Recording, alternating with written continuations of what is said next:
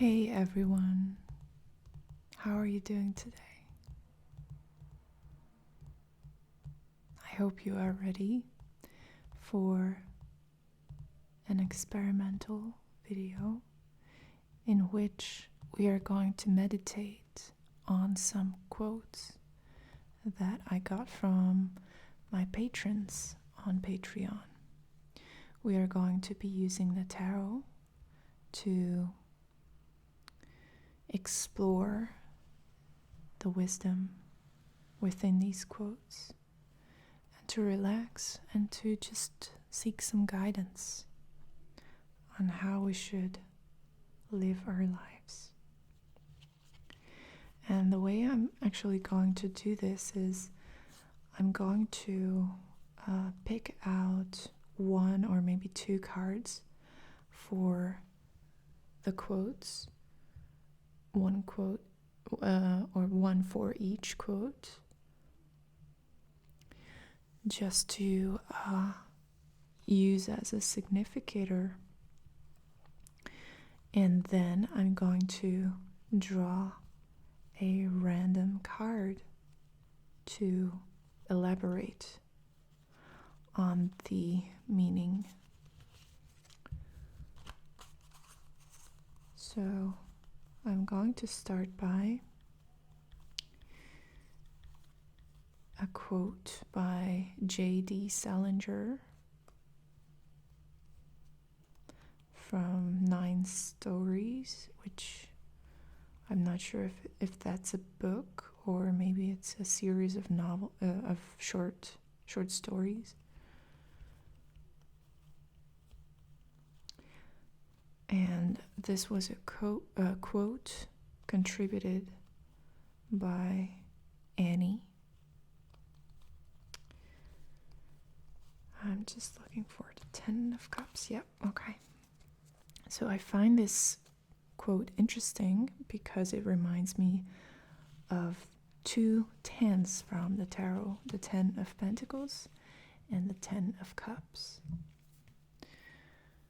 So the quote is, "The fact is always obvious much too late, but the most singular difference between happiness and joy is that happiness is a solid and joy is a liquid." So happiness is a solid, therefore I think it's best represented by the 10 of Pentacles, which is a card associated with the earth element. And joy is a liquid, and therefore the 10 of Cups fits perfectly with it.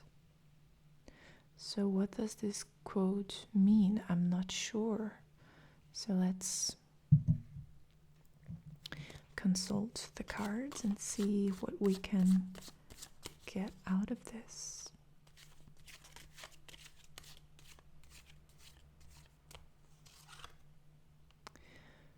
The 3 of Cups. So one thing is for sure, that this quote has to do with how we connect with other people. The 10 of Pentacles is a card of security, stability, a safety net, a network of people. Sometimes we can take it very literally and interpret it as a family. So it can indicate family support, just people being there for one another, and thus generating stability in the material sense.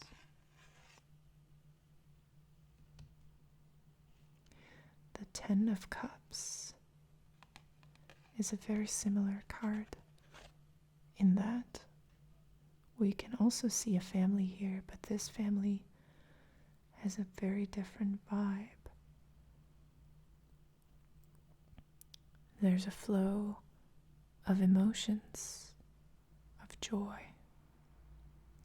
In the traditional tarot, there's a rainbow here. And these people are just dancing, hanging out, having a good time in each other's presence. And cups, being associated with water, represent the emotional side of having a family or having security in your life. So, the Three of Cups is an indication that it's most important to focus on the emotional side of the family. And by family, I don't necessarily mean your actual family that you were born into. It might as well be your chosen family, but it definitely points to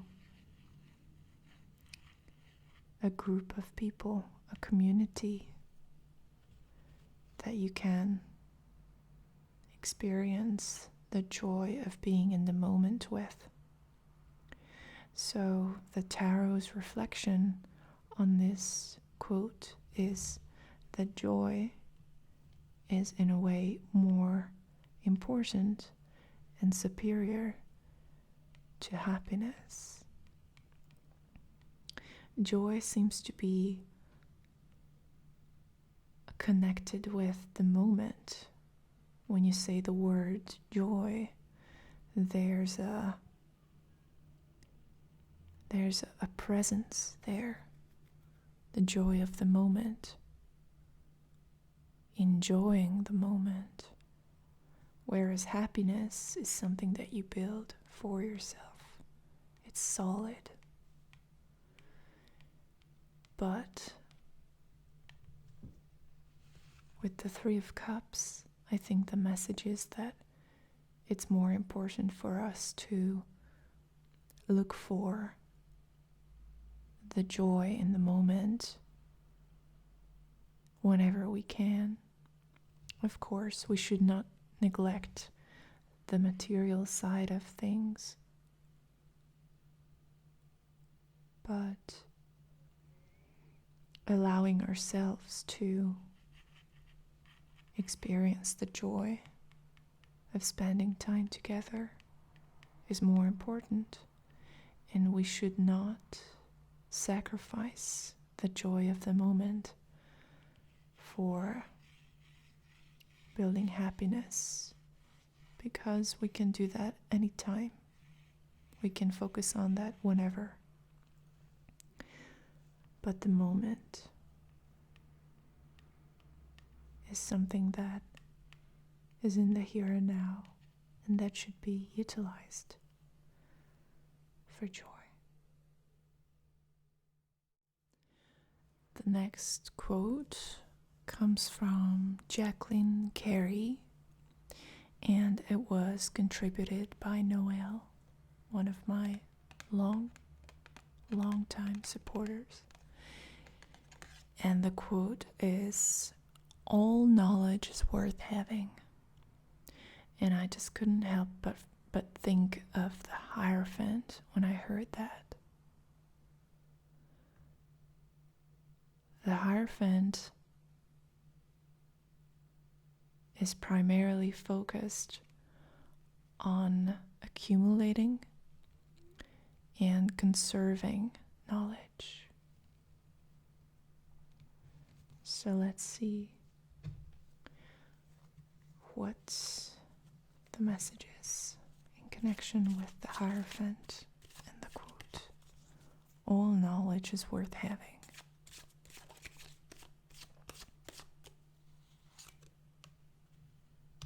Oh, interesting. So we have the Knight of Swords here. All knowledge is worth having. And interestingly enough, while I was doing the shuffling, I was thinking of all kinds of knowledge, and in my mind, I was trying to find any type of knowledge that is not worth having, just to try and find any that is not worth having. And I was thinking of tabloid articles and just drama channels and knowledge of what YouTube celebrities or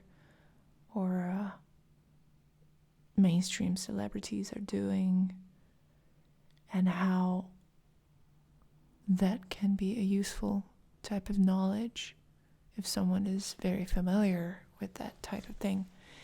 And the Knight of Swords is, well, first of all, the Knight of Swords being associated with the air element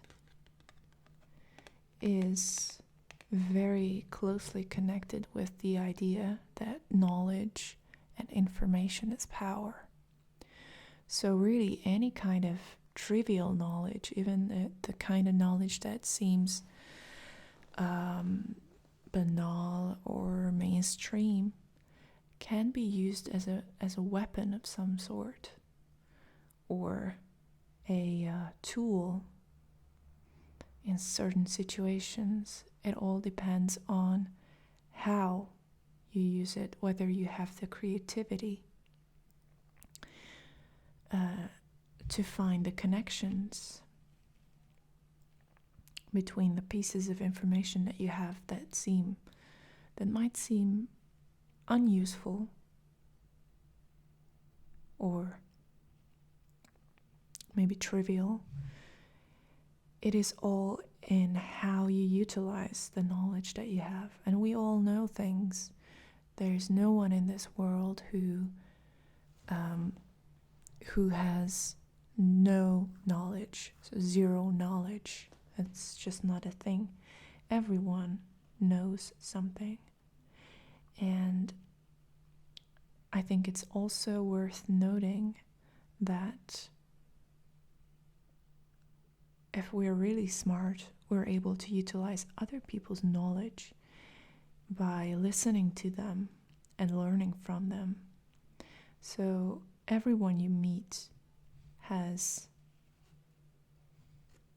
a vast source of information hidden in their brain. Maybe they themselves don't even recognize it, but it's there, and it's up to you to utilize it.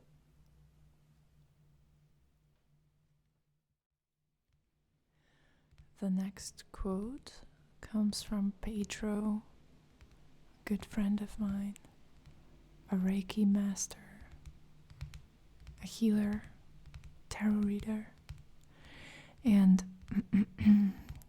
he chose to share a quote by Paulo Coelho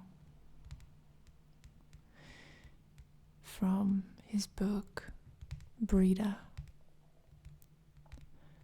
"Magic is a bridge," he said at last. "A bridge that allows you to walk from the visible world over into the invisible, and to learn lessons of both those worlds." And I chose the High Priestess because I think it resonates with this quote of magic being a bridge. And the High Priestess sits on the frontier of where dreams and the subconscious meets everyday consciousness. So she's sitting in between a black and a white column, which represent the two extremes, these two different worlds that she is the high priestess of, and she's sitting there facing the moon with an owl in the background. So she's actually facing two directions at the same time, because the owl is an extension of herself.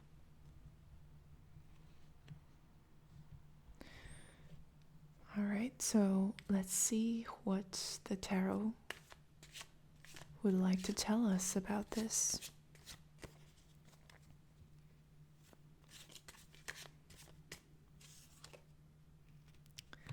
All right, we have the Eight of Wands. Interesting.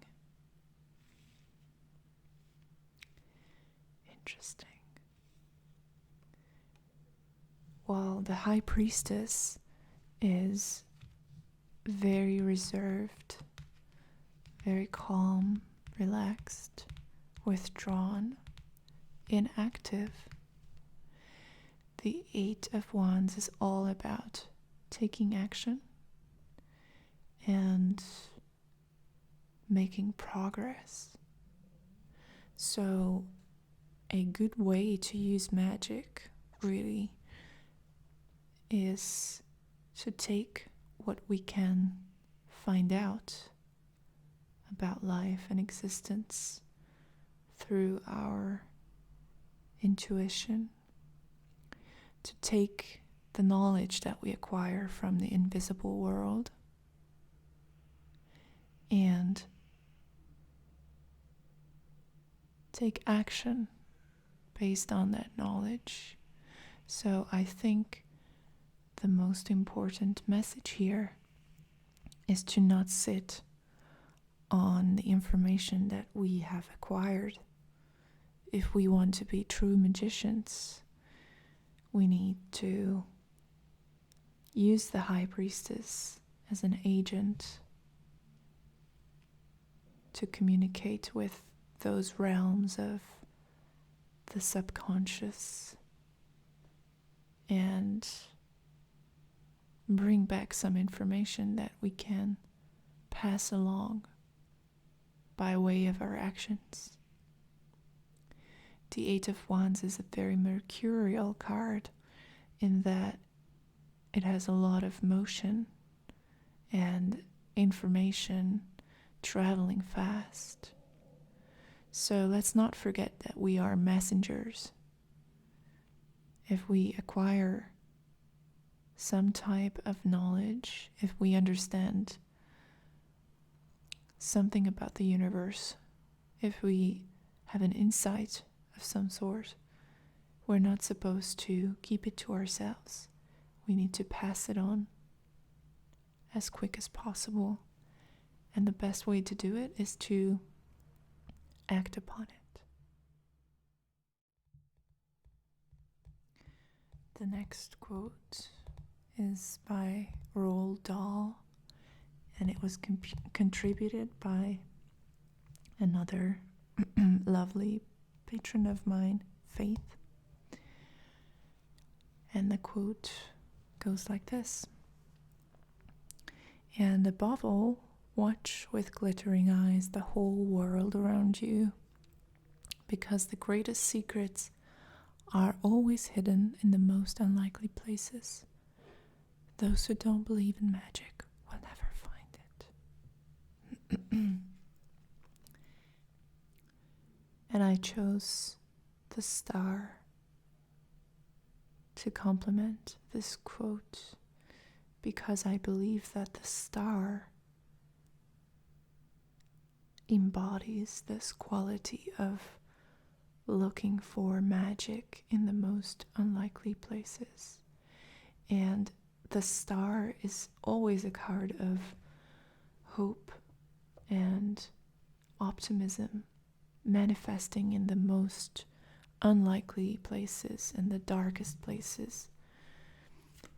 So it is a very magical card, and I have had several encounters in my life with the star card, and it always shows up when we lose hope and when we are desperate and just cannot see a way out, that's when the Star card is there to guide us.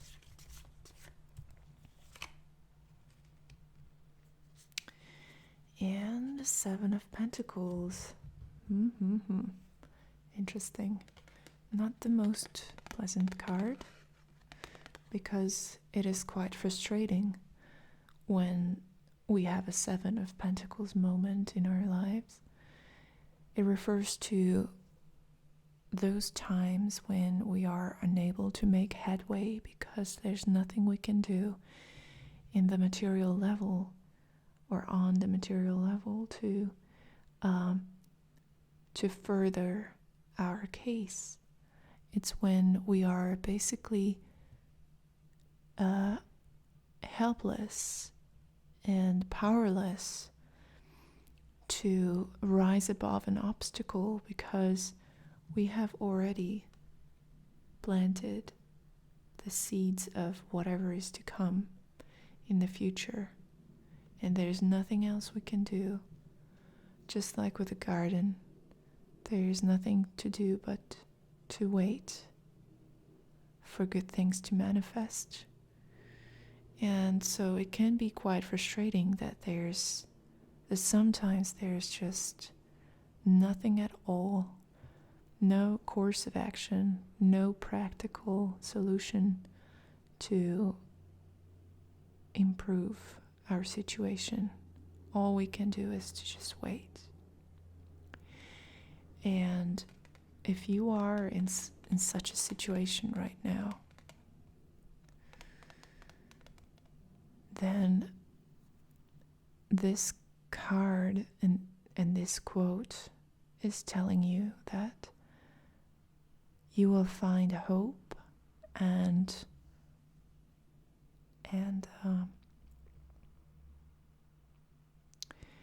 good things in the most unlikely places. So just don't give up. Stay strong, because the universe is more magical than you think. And continue believing in magic, because it is coming your way. It is there, and it's hiding. And if you're patient enough, you'll be able to encounter it. And finally, the last two quotes are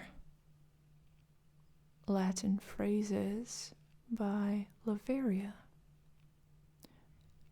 another longtime patron of mine. And these two quotes, I think, connect with the Death card really strongly, and I like both of them very much because, well, the first one, tempus edax rerum, I'm not sure if I pronounced that correctly, but it's a phrase for time devourer of all things, by Ovid, Metamorphoses, and Memento Mori, which is remember you must die. I think both of these quotes connect very well with the idea represented by the Death card in the tarot. Because I think that the tarot is not concerned or not calibrated to deal with actual physical death. It's just not interesting. It's something that we cannot avoid. When our time comes, it comes anyway.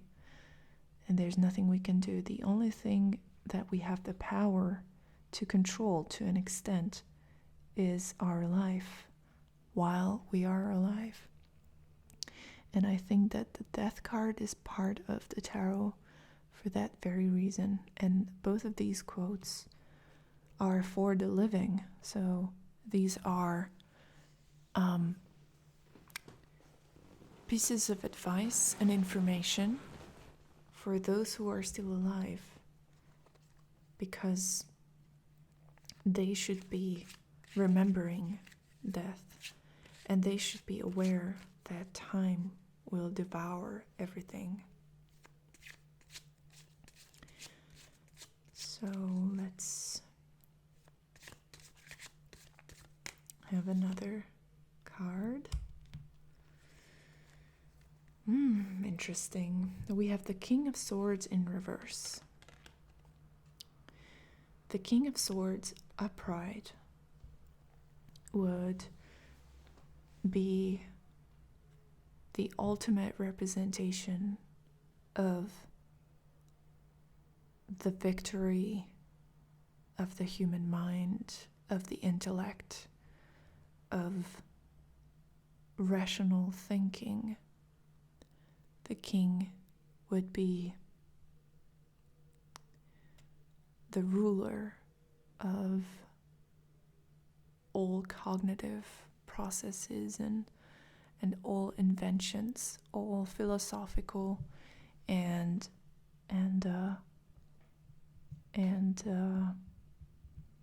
technological even advances of civilization and humanity. So it's an energy of a clear, concise thinking without any room for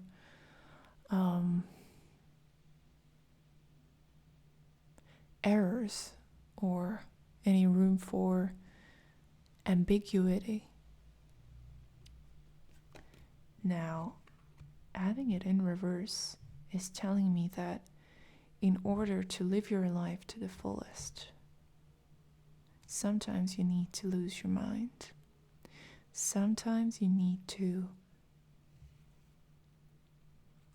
remember that even if you try your hardest, you're never going to be able to come up with the perfect plan. You're never going to be able to figure out the details of your life or of a problem to the fullest degree, that even the glorious human mind has its limits, and there's limits to our cognition, there's limits to what we can learn. And in order to exceed our limitations, sometimes we need to let go of that kind of thinking. We need to let go of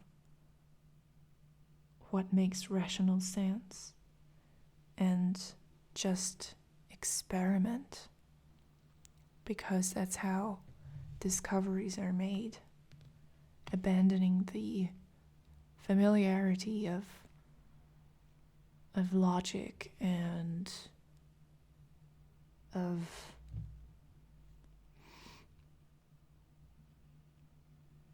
methods and frameworks that are traditionally deemed useful and are respected. Sometimes we need to drop all of that and go outside the box and allow ourselves to make foolish decisions. I think that these two quotes, both of them, are a reminder that we have limited time on this earth. So actually just operating within a framework of what we already are familiar with, what we already know, our comfort zone, our intellectual comfort zone, would be the biggest mistake, a bigger mistake than we can make if we venture outside of our comfort zones. So these two cards are telling me that in order to optimize our life here on earth, we need to be willing to make mistakes every now and then. We need to be willing to let go of our rationality, of our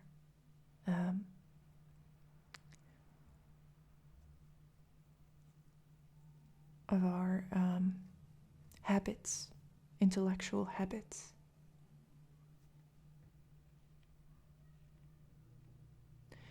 Well, thank you for watching this video.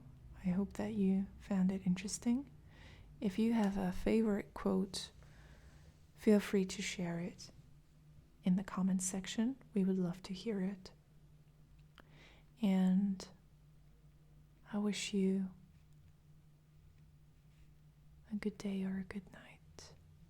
And I hope to see you in my next video.